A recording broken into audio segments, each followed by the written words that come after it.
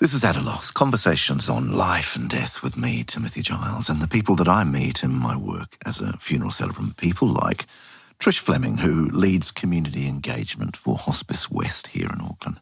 And, well, she's certainly engaging, so much so that I now have to do one of these for the first time in any podcast I've ever done, which is to let you know that all political opinions expressed in the following conversation are mine and mine only. They do not reflect those of Hospice West, or of Trish. They certainly reflect my opinions, and if you want to give me some feedback on them, go ahead, giles@ataloss.nz. But let's get to the conversation, which I began with Trish by expressing to her in part why I wanted to record this conversation with her and have you get to listen to her, which is that despite the area that she works in our community, she's so positive and upbeat and engaging. You're energised and you're vital and you're dynamic, but you work in hospice, and I don't get it because your work is death and people who are dying, and yet you've got all this energy.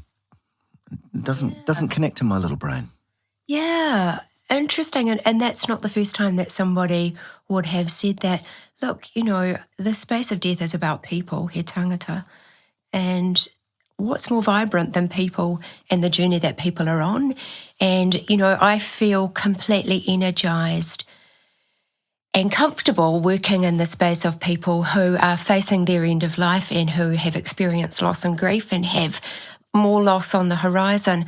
I feel comfortable to go into that space with a normalcy to support people to not be afraid and to approach that as they approach any other journey in their life, to be thinking about, what are my spiritual needs, what are my emotional needs, what are my physical needs, what kind of connections, what supports do I need, just like you would in any other aspect of your life.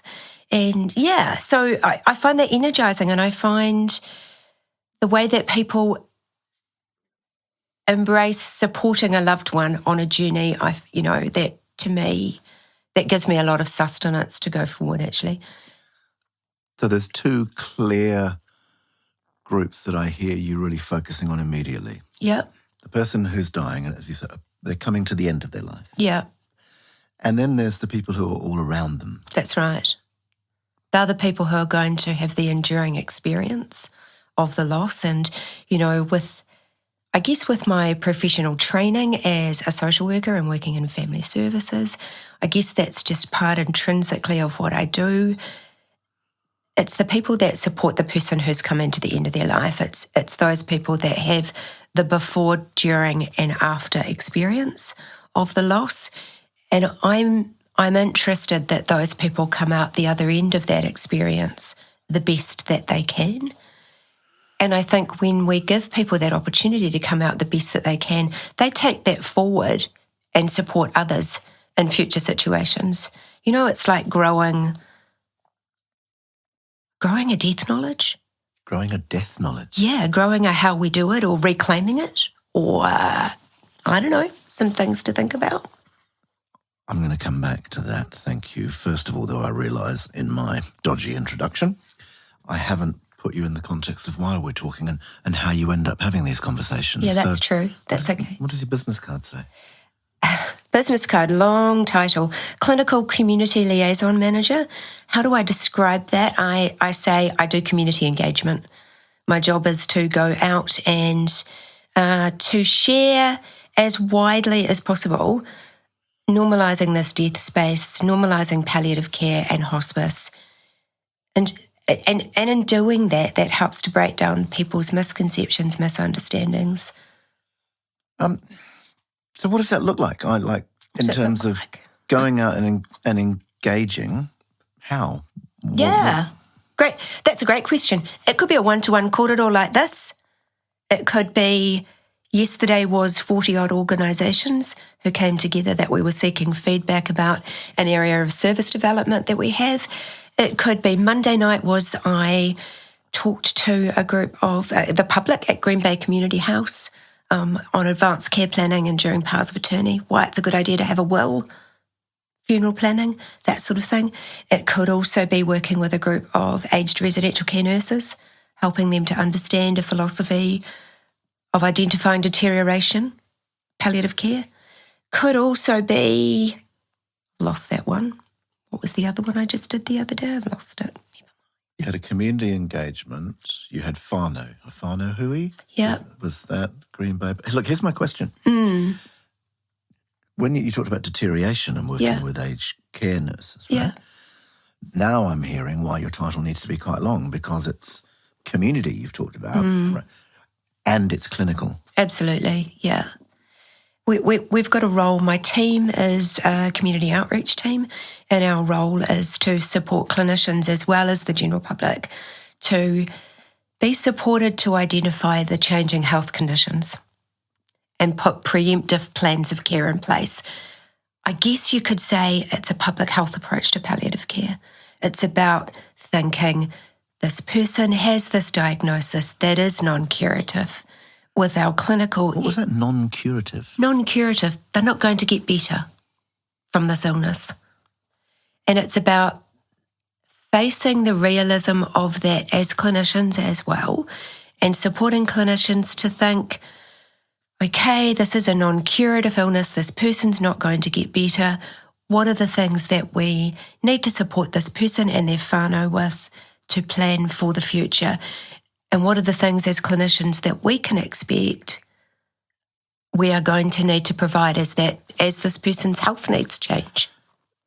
The outreach element of this that I can see is, so those who are working in palliative, right? Clinicians, nurses, right? So community workers. Doctors, nurses, OT, right? Yeah. To me, the admin support staff too, Absolutely. right? And if I look at hospices, the cleaners, really important. Totally.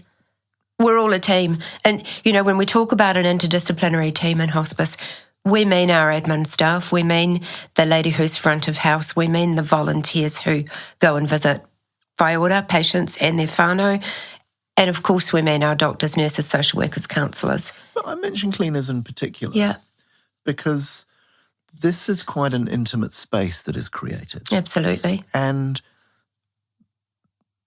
they impact that powerfully. Yeah. And they care deeply, and they care beautifully. And in a really, it's an act of service, and it's a really tangible way, right? Yeah. Do they get clinical training and support in that? What do they get? That they're often included in our support forums, and they also are offered the opportunity for their individual debriefing or group debriefing, if that's helpful for them. I want to come back to that actually too, but I went and derailed myself because I got a bit interested in what you're saying. Yep. So those who are working in this area already, great, I understand it. But talking about your clinical outreach side, it seems to me that the challenge is non-curative, terminal, people who are coming to the end of life, is a complete contrast with almost everything, in fact, everything that doctors and nurses are taught to do, isn't it? They're meant to sustain life, maintain life, right? Yeah, and that can be one of the challenges supporting colleagues in other areas of healthcare other than palliative care, to understand that GPs, practice nurses, I'm thinking to understand that our approach is a different approach. Our approach is an approach that gently acknowledges that death is inevitable from this non-curative diagnosis. And so our approach to palliative care is not that we don't support or don't do anything or stop treatment or, our approach is actually, it's time to look at a different way of approaching this. It's time to look more into that te whare tapawhā space. What is it that this person needs psychologically, intellectually, spiritually? What is it that this person and their whānau need to sustain them and nurture them through the journey of the changing health needs? That can be quite a challenge to educate in that space. We have a lot of overseas trained nurses in Aotearoa, and they come from countries where there perhaps are not hospice or palliative care services are not aged residential care services. They will come from working in a very treatment-oriented framework. They arrive here and they're often working in the aged residential care setting. And the aged residential care setting is about caring for people as they age with the inevitability of end-of-life care. And so I guess we are helping them to shift their paradigm, helping them to reorientate with the care that they deliver and supporting them in that space to understand the approach that we have here in Aotearoa. Instead of leaving my care healed, recovered, better, you're going to leave my care nurtured, feed, supported, peaceful, pain-free, And so sometimes it is a big shift, you're right, for healthcare professionals to think, well, I signed up to save lives and here I am in this space and I'm not doing that. But when you talk, deeply with a lot of the aged residential care nurses in particular and the healthcare assistants, so that's the kind of workforce that does the hands-on work, particularly in the aged care sector, they're very committed to what they do. And they will often talk as if this elderly lady or this elderly gentleman was actually an elderly whānau member, and they will also talk about, I have a grandma, for example, back in the Philippines, who is the age of this lady, and I really relate to this. So it's beautiful work, and it's a real gift for myself and my team to be able to support that work. Okay. Hard work, though, it seems to me, because we're asking people, look, I've already signed myself up to be on your team. You're asking people to accept death. And societally, most of us in multiple cultures hide from it, deny it, run away from it. And you're asking to say, no, not only look at the big scary thing, sit with it. Embrace it even. Gosh. Yeah. Don't you scare people off when you say that? Well, I don't know. Maybe I do sometimes. But I feel like we're having a good reach. We're a little team with a big, wide open mandate. There's a lot of people and organisations to talk to. There's a lot of misunderstandings about what hospice is, or a hospice or a palliative care approach. People will think often hospice can only help at the very end of life. Oh, yes. That's right, isn't it? Well, we do help at the end of life, but we'd like to help sooner. Okay, so how soon does end of life start? Well, I don't know, you could say 1 to 2 year journey out.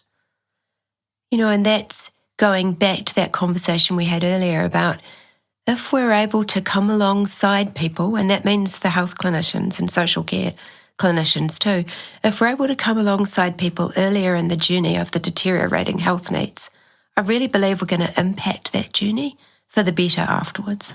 And what does impacting it for the better look like? If you sit back and let's say you talked about a support forum, right, and that means that one of your patients has been in your care and they've died. Job is done, off they go. Support forum, you sit back. How do you know you've done a good job? Yeah. People have had the time to say goodbye. People don't want the news, mum is dying, Or son is dying. Yeah, or son is dying, that's cutting to the quick, isn't it? People don't want that news. But when people do have the news, they have a direction in which to move forward. They come from an informed place. They're able to think, okay, this is the pointy end of the wedge. I need to connect with my son. I need to connect with my mum. There are things as a whānau we want to do. And those more interventionist things, such as going for treatment and appointments and all of those things that can be so consuming for people with an illness, you often see people reorient their priorities. Carol McCallum from Mercy Hospice had a conversation with her, and you two are exactly in sync on this, where she talks about it's time, and pretty tough a trained and experienced medical professional with all of their skill set and their identity that comes with that, saying, I'm secondary now. Yeah. Yeah. Our role is a support role, right? Our role is to think ahead, think about the problems that are likely to arise. Like? Wow. We're talking physical deterioration, you've mentioned. Physical deterioration, but also planning for the future, things that people do need to consider to preempt the crisis discussions. Are you talking about care plans or are you talking about all of those things, actually. Wills. Thinking about your advanced care plan, thinking about... Can you just explain what an advanced care plan is succinctly? Well, it's a holistic plan that supports a person to think about, what do I need as my health needs change? Who's important to me? What's important to me? Where do I want to be? Where do I not want to be? Who do I want around me? Who do I not want around me? Who do I want to speak for me? What sort of interventions do I not want or not want, etc., etc. So there is the Advanced Care Planning website, Health Quality Safety Commission. Oh, look, I'll pull all that stuff in show notes. Yeah. But you don't need that book. You don't necessarily need to have an advanced care plan book. It's about having those conversations with those who are important to you. This is what I'd like to have happen in the future. Yeah. Which saves an awful lot of potential conflict, confusion, Yeah. overwhelm. Yeah. I've got a mate going through it right now. Yeah. Siblings, they'll get on, that's great, but there's quite a lot of chaos and a bit of a mess. And the thing is that, death can be a bit of a mess. And I think that's what we're thinking. Let's kind of try to prevent that mess that could happen by putting as much planning into place as we can, supporting people to have those conversations. A daughter I spoke to the other day said, my mum wanted to talk to me about her advanced care plan, didn't want to hear it, didn't want a bar of it. I said, Mum, this is... And she said, when my mum did die, I was never so grateful as to have that book that gave me, this is what my mum wants to happen. She said, I was all in turmoil like in a washing machine. I remembered Mum had the plan. She said the plan was her roadmap. She said, I just went through there and I went, well, this is what Mum wanted. You've told a story, I think it was you, Trish, about a lady who was in a residential aged care home and her daughter didn't want to have these conversations, but... That's your story, isn't it? Yeah. So this lovely lady was confronted by the document herself too, because, she was facing her own mortality, and as confronting as that is. What she used to do, she told me, was get up each morning and in the quiet of the rest home in the morning with her cup of tea and often talking to the healthcare assistant or the cleaner who was around, she would just do a little bit more of her document, fill out a little bit more of her plan, ponder some of the questions, perhaps put it away, perhaps get back to it the next day. And each weekend when her daughter visited, she would update her daughter with, Mum, to her daughter, I was thinking about this week. Gently guiding her daughter. In bite-sized chunks. Gently guiding her daughter, gently normalising her impending end of life, gently involving her daughter in that. And she said it worked a magic treat. Her daughter did come more on board and would turn up and say, hey, Mum, I was thinking. I love that story. It's a beautiful story. Yeah. Yeah. Just something that does occur to me, though, within this is we're talking about the quite nice ones. Yep. Elderly person. But that's not all of your work. No. Right? And I think that's another misconception people have about hospice. People will often think, well, hospice just looks after older people. It's not so. Tell me. Yeah, at any one point in time, hospices are caring for about 50-50, whether people are under 65 or over 65. That doesn't mean to frighten the world that there's a whole lot of people dying young in Aotearoa. It means that hospices as specialist services are reaching those with greatest need. I think it would be reasonable to say If you are older and you are dying of an age-related illness, that's more in the natural order of things. People's needs tend to be, more sorted. Somebody who's younger, for example, a young woman, breast cancer, young chap with a brain tumour, heart failure, renal disease, those sorts of things, younger people with dependent children, it's a more complicated situation. And all of these, as you're sitting there, I'm watching your eyes just flick up and you're remembering people, patients. And what a gift I've had through interacting with those people in their whānau. Doesn't it just make you overwhelmingly sad? Well, you do feel sad at times. I guess we also, and so I think I speak for other colleagues in this space too, we also feel a lightness because we know that the work we're doing is meaningful. And we feel a lightness because you receive gifts of, gifts of enhanced practice and enhanced care. Every interaction that you have with a whaiora, a patient and their family, builds on your ability to do better next time. It's interesting that you used the term natural around death rather than good. Yeah. And also that death can be messy. And we've talked in that context, I guess we're talking about some of the relational stuff and the wills legal and the stuff and stuff. the family squabbles. But it can also be messy physically. Yeah. And I think... But still natural. Yes, that's absolutely right. And I think that is one of our responsibilities as healthcare practitioners, is to help people be aware of the potential for the physically messy and what we can do about that space, the things that we can mitigate, how we can support people, who's around to support at the time, what are you going to need? And to be forewarned is to be forearmed, to have knowledge, to think, these are the things that you could expect in this particular situation. Is that yours or mine? Computer. Oh. Computer Zoom. Syncing. Which speaks to, then, the community. You said 50-50 older and younger, but also how many are people that you're caring for are, what's the term for in-house, like residential? How many are in there? And how many are you going out and caring for in their homes? Yep, and so in the West Auckland space, I can speak to our West Auckland statistics. Probably about 85% of the whānau that we care for are in a domestic environment. Their own home, aged residential care setting, perhaps... So what percentage?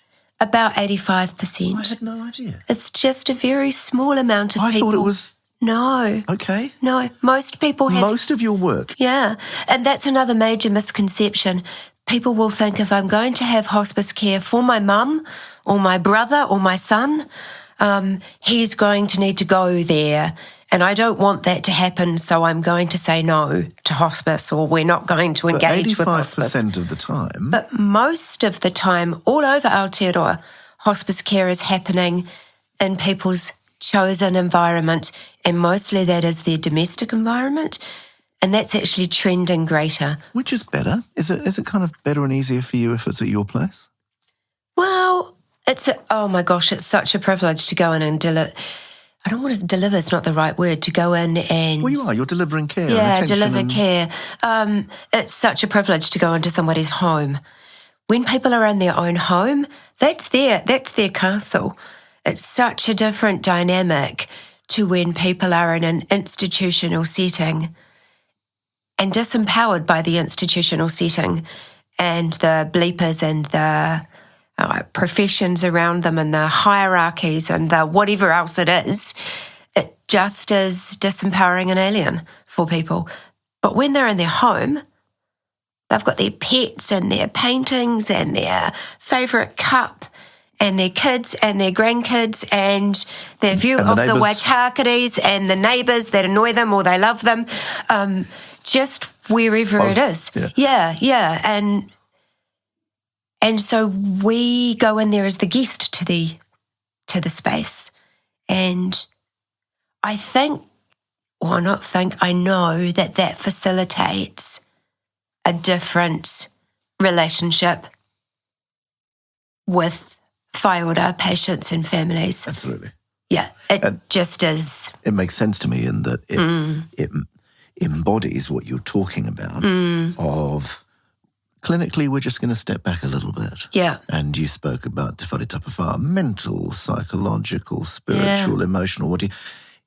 If someone is in their own home environment, then you're necessarily secondary. Yeah, yeah.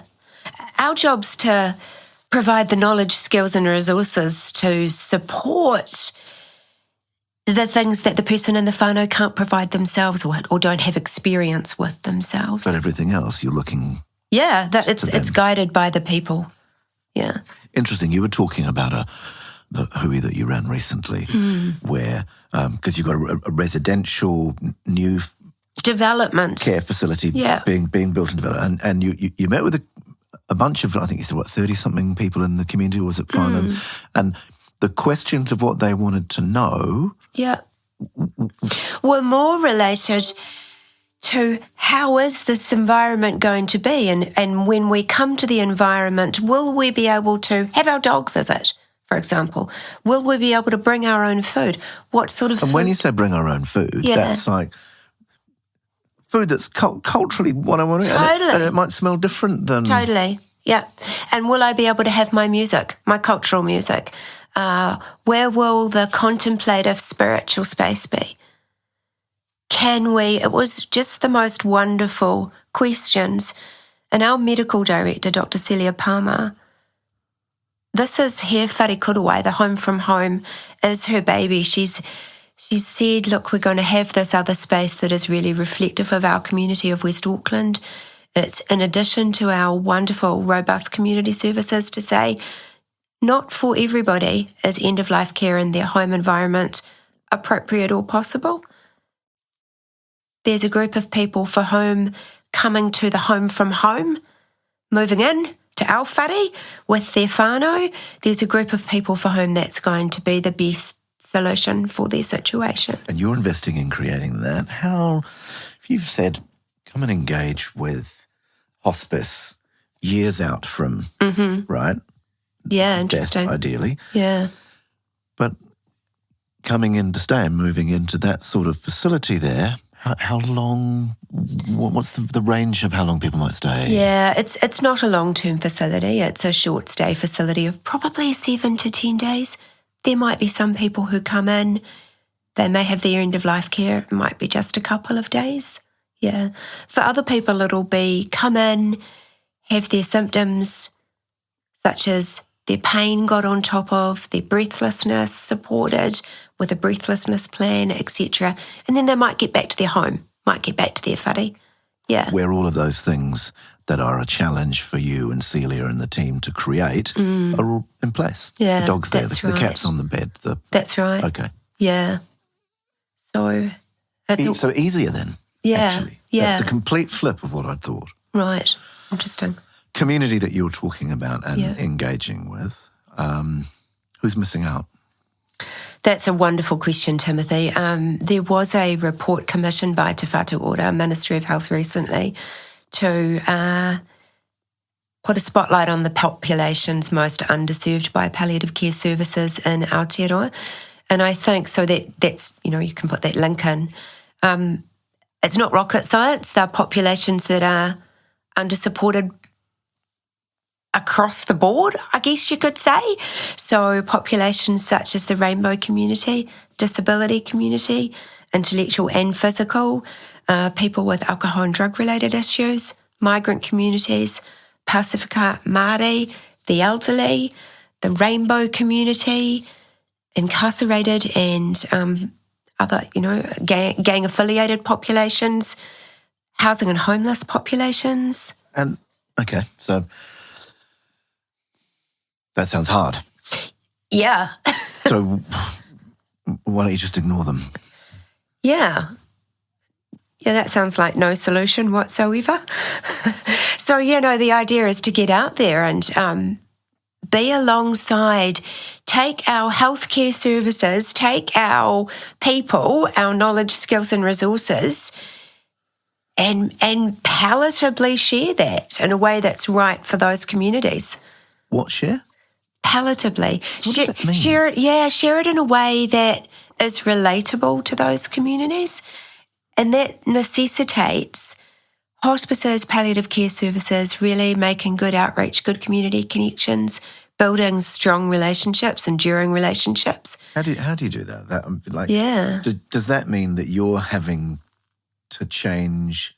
I'm used to clinical settings and institutional settings, being the experts. Yep. And they come in and you tell you. Yeah. But in communities that you're talking about there, that ain't going to work. No. At all. No. Got so much to learn is what I'm discovering on a daily basis. A recent meeting I went to was the Faux Local Board Housing and Homeless Providers Network. And I thought, gosh, I've got a lot to learn about the space.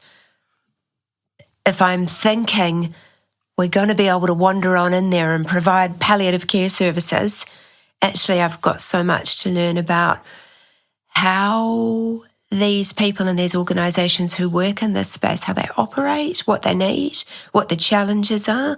Because it's one thing for me to think, but we can come and help with your palliative care needs, when actually today's uppermost worry is, where am I going to sleep tonight? What might I be eating tomorrow? Can I keep my stuff safe? Yeah, can I keep myself safe? Am I going to get attacked while I'm sleeping? Am I physically safe? Exactly. Yet later you'd like me to go to a medical appointment. I've got other things to worry about, So, And I'm really blessed that I work with an amazing bunch of colleagues. Hang on. Yeah. Again, I'm watching your facial expression, right, and even listening to you in your tone. When you were thinking before about people who you and your team have delivered care to, and they've died with dependent children and they've died young, right? Yeah. You have a sense of comfort and clearly it's rewarding for you. And the same thing, that's hard, what you're talking about. And most of us that's hard, I'm going to walk away from that, right? But you, again, your face lights up. I can see you thinking about it and engaging with it, and you're talking about learning. Why are you interested in it? Why does it seems like it excites you in some way? Look, I firmly believe it's an ethical responsibility. We can't leave people behind. We can't think, that's hard. But they're to wrong. Work they're with that bad. Population. They've done drugs. Yeah. They've refused to do this. They've joined a gang. You get to, we've got a government now who goes, we're not interested in their rights. Yeah. They can go. So you're allowed to ignore them. And actually having insight and understanding to trauma-related care, how did this person come to be in this situation that this person is in? And understanding the social determinants of the outcomes of health, that those things are just all compounded. Social determinants of the outcomes of health. Thank you, Jargon Queen. If you live in shitty housing, if you haven't been supported to access, medical services, if you can't afford to eat well, if you're not dry, if you're not cosy, if you can't breathe clean air, et cetera, things are going to go worse for you. It's not rocket science. And that's also going to affect my psychology and my behaviour. Absolutely. Okay. Yeah. What are you learning? What's going to work? Gosh. A community approach, actually. And I really do think it is pivotal for community organisations across a huge spectrum, health and social care, to be working more closely together, having a knowledge of who does this, what their area of expertise is, who are the fight order that they serve, how can we link with them. It's like just building that network, actually, building a connected network of people and organisations who care about these issues. So is that where you come in with your palliative service and options and delivery and insight and care and capability? And rather than necessarily engaging directly with the patient or phy order, Yeah. that actually you're engaging with the people who are effectively already engaged with. Absolutely, Timothy. And a really good example was talking with you about the homeless community in a particular area in West Auckland, and the comment that had come from one of the wonderful chaps from the Salvation Army who goes out on a daily basis, more than once a day, to make sure that those people, those gentlemen in that patch, are safe, accounted for, connected. One of his challenges is a lack of training and insight, knowledge around head injury. And he raised that many of the chaps who were in this situation in this particular area had head injuries. It would be surprising if it was less than 100% of them. Yeah. And the same with gang members. Yeah. Right, we know that. And anyone who's been incarcerated, right, that brain injury is massively preponderant, Yeah. Okay, and all that comes with that. Yep. So your support connecting me into Headway Brain Injury Trust and others, we're now connecting. Headway are going to come and do a talk for the homeless network that I mentioned before, and for the Salvation Army support staff, to upskill them and provide them with some more knowledge and information to more enable their work on a day-to-day basis. It is finding who's got the knowledge, skills and resources in this particular spot. Let's get together, because the more that we get together and share that, rather than operate in a compartmentalised or competitive way, come together to bring the response. Same around addiction? Yeah, it's absolutely same. We recently went and met actually with a wonderful woman, Rachel, from Corrections in West Auckland, just to talk about people who have palliative and end-of-life care needs in the community, who may have come out from prison, who may be coming out from prison for the end-of-life care. What'd you learn? What did I learn? We learned that it is... What do we learn? That's a great question, Timothy. I'm full of them, Trish. Yeah, I think we learned that we need to know a lot more about the needs of those populations. I think that we learned that we are going to need to have a better understanding of the numbers of those people. I think it's a situation that may not be as transparent.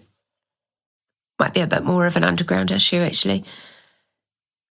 Underground in terms of where they are, how they're living, how they're dying. Yeah, all of those things. And, then sometimes there's the real perception that for staff and the community going into the home, where there may be, I don't know, gang members, or there may be safety concerns. And there are, and fear. Yeah, absolutely. One of our nurses, Shannon, she's not going to mind me mentioning her, Shannon recently and I had a conversation. She said, there's the chap in the caravan out the back of the boarding house, Trish, and I can't get him to meet me, on a mutually, acceptable space, or it's just much harder to visit the chap in the caravan out the back of the boarding house. She said it's much harder than it is going around the corner to the little old lady and the man who opened the door and asked me if I'd like a cup of tea. So the thing that we were discussing together is it's harder to help in those situations. Does that let you off the hook, though? No. You have to step to that widow and find a way. Got to find a way that steps up and steps in. Yeah, thought it was a lovely conversation. She found a way? Yeah. They're doing 2-person visits. Getting in there, she's feeling safer. The relationship of trust is building.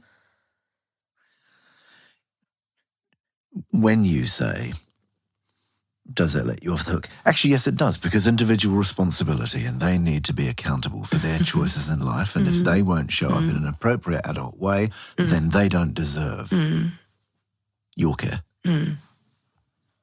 I just don't look at it like that. We, as an organisation, just don't look at it like that, actually. That everybody has the right to die well, Timothy.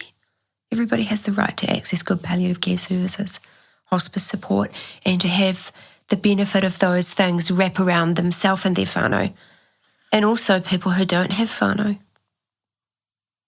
There's the No One Dies Alone volunteering movement that's gaining traction. At our hospice, we have some volunteers who are end-of-life volunteers. I've got heard wonderful stories from the aged residential care sector. Some of those lovely nurses and healthcare assistants will talk about Mr. So-and-so doesn't have any family. They ensure that Mr. So-and-so wouldn't die alone. They stay. They're there. Also saw that during COVID, when families could not visit their loved ones in the aged residential care or hospital space. You speak about trauma-related or trauma-related care. Gosh. Yeah. Something that I want to pick up on there was you're talking about hard stuff. And rather than taking the excuses that I've offered you, which are entirely mandated under our current government, under a neoliberal social structure, entirely moral to withdraw your care and withdraw your attention, right? And in part, just it's too hard and they're not doing their part of the job, so you get to walk away. But you don't do that. But also, even though it's hard, you then use the term whittle. Can you translate and explain? Man, you're popular, aren't you? No, you're busy. Explain, because you don't get defensive. You don't say, we're struggling for resources. You don't understand how hard it is. Do you realise that we're doing 85% of our care in the community? You just go, ooh, that's a whittle, isn't it? Yeah. What's whittle for you? Well, I'm a parochial West Aucklander, and I think that West Auckland stands to challenges, right? And stands and says, in our community, we look for solutions. And if I was to go over how things have been historically, West Auckland didn't get a full hospital for years, didn't this, didn't that. It didn't stop people and organisations and communities in West Auckland mobilising to simply develop things. And I think I just subscribe to that kaupapa, really. Our hospice as a service does that. It's innovative. It looks, Celia's hair whare korowai, for example. What an innovative, community-led, community-responsive solution. Innovative, community-responsive individual in you, too. I don't know. It's not about me. Well, look, this conversation is actually because you do go out and you do these hard conversations and you must be frightened at times and you're certainly mystified and bereft of how you're going to make a difference, right? That must be some of your work experience. It's a never-ending supply of people to talk to. Yeah, because, there's myths, for example, that, hospice is just for benefit at the end of life. Oh, the other one, pervasive as anything, is people will think hospice just looks after people with cancer. They'll be completely unaware that in actual fact, it's all life-limiting conditions. Life-limiting conditions, non-curative. Thank you for the new terminology. Social determinants of health, I think I'll just forget. But in terms of summing up our conversation, I'm really interested in what a final thought or offering you might make to someone who's sat and listened right through this conversation would be. So think on that for a minute. The big takeaway for me is death knowledge. I quite like that. I don't think I'm ready to embrace death. Just be curious. I'm scared. It happens for all of us. Perhaps maybe take the scariness out of it for yourself. Don't think about your death. Think about perhaps the death of a parent. Maybe just make it a little bit removed as you start your curiosity. But then I feel sad. And you feel sad, yeah. So how... Yeah. You are able to take a challenge and say, that's an interesting whittle and not get defensive. What I like about that is you depersonalise it, you put it out on the table and you go, what do we think about that? That's quite difficult, isn't it? That's it's not personally yours and you're not to blame and right? So I like that. death knowledge, I'm going to feel sad about it, right?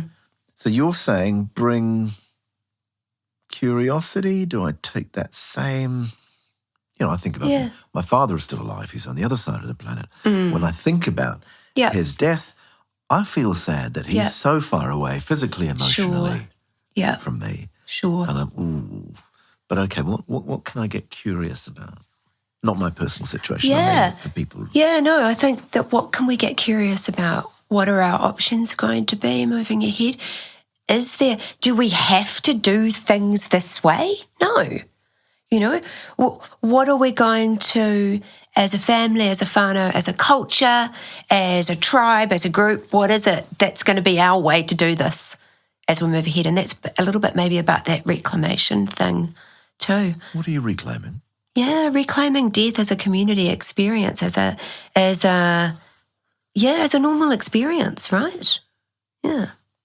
There you go. It got there, right? Yeah. That's your mission. Is that reclaiming death as a community experience? Yeah. Yeah, I think maybe you're right. Maybe we just boiled it down to that, reclaiming death as a community experience and ensuring that the knowledge, skills and resources that those of us who've had specialist training in this end-of-life stuff, right, are sharing our knowledge, skills and resources as widely as possible. That means across all those groups that traditionally have not.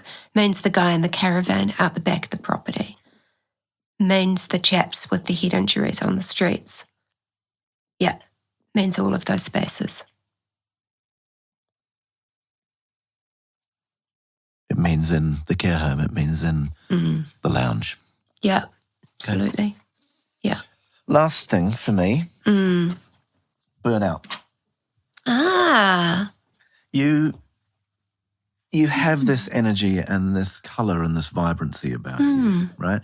And I feel somewhat vampiric in that whenever I spend time with you, I come away feeling better about myself and feeling I've got more energy, and I've just taken that from you. No, I don't think so.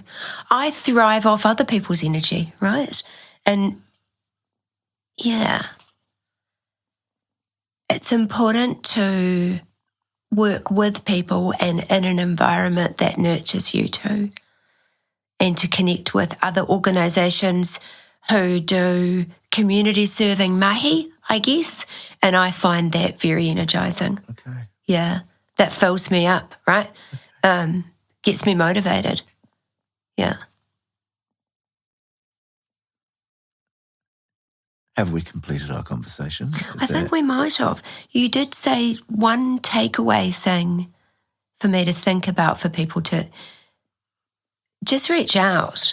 If you've listened to this conversation and it scared the living daylights out of you and or it's got you curious, yeah, just reach out. How?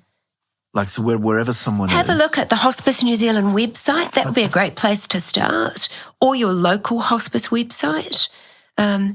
You mentioned earlier when we were talking of another situation, your daughter's partner's... No, my daughter's business partner. Business partners. I had a conversation with you and I popped in and happened to see him and told him about you in the conversation. He's like, so when should I... Yeah. He's curious. Yeah. Right? So he's in that state that you like. And he's like, well, am I allowed to just go in there and say, hi? Totally. Yeah. We just love it. If you reach out, you want to come in, you want to say hi, you want to find out what's happening in your local hospice service, your local aged care provider, don't just walk past. Go on in. They're part of your community too. They're people living, in your community. Just pop in, call in, say hi. Trish Fleming, Hospice West. Thank you for your clinical insight and for your engaging skills. Thank you. This is At a Loss. If you wanted to contribute any conversations we ought to have, any experiences of your own, then you can either find it on the website ataloss.nz, and you can email me, Giles, that's Giles, Giles, @ataloss.nz.